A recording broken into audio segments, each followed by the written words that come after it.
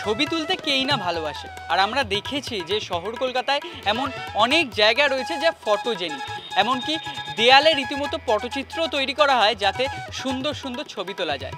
তবে এবছর দেখা যাচ্ছে বৃন্দাবন মাতৃ মন্দির তাদের ভাবনায় সেই পটচিত্র, যেখানে একটি বাড়ি সম্পূর্ণ আঁকা হয়েছে। তবে কেন এবং কি ভাবনা তাদের এবছরের, আসুন সেগুলি জানবো।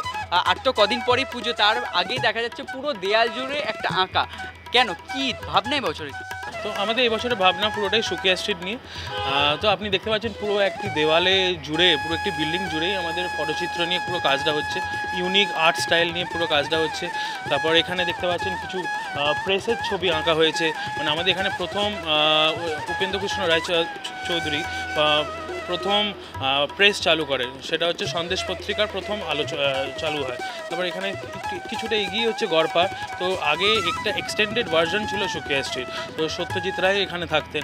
তো সব কিছু নিয়েই আমাদের ভাবনা সুকিয়া স্ট্রিট, আর সেটাই আমাদের এবারে দেখানো হচ্ছে। আর অনেক চমক থাকবে। আপনি মানে জাস্ট এখন এই একটা ওয়াল দেখতে পাচ্ছেন, এরপর যখন পুরো প্যান্ডেল যখন তৈরি হয়ে যাবে, এর সামনে আপনি অনেক কিছুই দেখতে পাবেন। রাস্তার উপরেও অনেক কিছু আর্টস হবে, তারপর ভেতরেও অনেক কিছু লাইভ ডেমনস্ট্রেশন দেখানো হবে। দেখা যাক কী হয়। এবছর আপনাদের কততম বর্ষ হচ্ছে? এবারে আমাদের 116 বছর। এই যে 116 বছরের জার্নি, এবং তারপর পুরো এই সুকিয়া স্ট্রিটকে ঘিরেই আপনাদের ভাবনা, সেখান থেকে দর্শকদের কেমন লাগবে মনে হচ্ছে?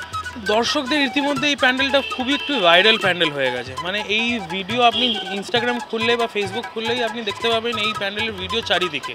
তো এইটা যেহেতু একটা প্রাচীন পুজো, আর আমাদের বাজেট খুব কম, আমাদের বাজেট হচ্ছে 6 lakhs। তো এই উইদিন 6 lakhs রুপিস আমরা we are able to create such structure, এইটাই আমাদের জন্য একটা গর্বের ব্যাপার। আরেকটি গর্বের ব্যাপার হচ্ছে আমরা স্কলারশিপ করি। তো বছরে আমরা 40টি বাচ্চাকে আমরা স্কলারশিপ দিই 10,000 টাকা করে। এবার দেখুন, আমরা ওই 4 লাখ টাকা এখানে বাজেটটা ব্যবহারই করতে পারি পুজোতে, কিন্তু আমরা চেষ্টা করি বাচ্চাদেরকে, ওইটাই আমাদের খুঁটি পুজো বলতে পারেন। একদমই, যেটা আমরা দেখতে পাচ্ছি যে পুজো আসছে, আর তার আগে থেকে রীতিমতো পুজোর উন্মাদনা চারিদিকে ছড়িয়ে পড়েছে। একদিকে উনি যেমন বললেন যে ইনস্টাগ্রাম হোক বা যে কোনো সোশ্যাল মিডিয়া অ্যাপ, সেখানে এই মণ্ডপ বা তাদের যে সাজ সেটি ভাইরাল হয়েছে। অর্থাৎ সব মিলিয়ে পুজোর আগে নতুন চমক নিয়ে আসছে বৃন্দাবন মাতৃমন্দির, এবং তাদের এবছরের যে ভাবনা সেটা হচ্ছে সুকিয়া স্ট্রিট, যেখানে সেখানকার ইতিহাস এবং সেগুলিকেই পটচিত্রের মাধ্যমে সাধারণ মানুষের কাছে তারা তুলে ধরবেন। ক্যামেরায় স্নেহাঙ্কুরের সাথে অর্ঘজিতের রিপোর্ট, এস নিউজ।